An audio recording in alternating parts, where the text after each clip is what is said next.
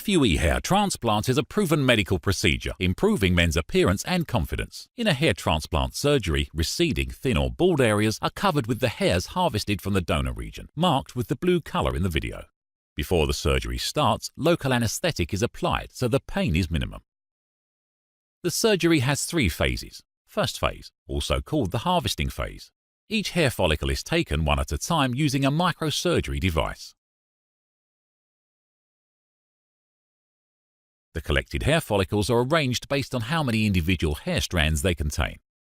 Those hair follicles are kept in an advanced storage solution called hypothermosol (FRS) to achieve maximum graft survival rate.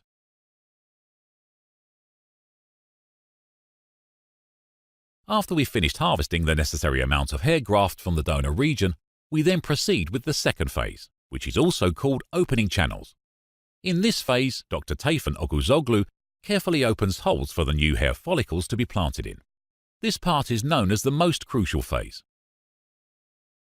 Third phase, hair follicles are implanted to the open channels on the recipient zone, one by one. With 20+ years of experience, Dr. Tayfun is known by his natural-looking hairlines and dense implantations. After hair implantation is finished, we spray our patients' heads with ATP-V solution, which provides nutrient-buffered environment for cells experiencing environmental stress. ATP signaling results in increased inflammatory response that can lead to a greater cell proliferation as well. If done by an experienced doctor using correct equipment and advanced medical solutions, FUE hair transplant is proven to improve men's appearance and confidence. If you'd like to get more information,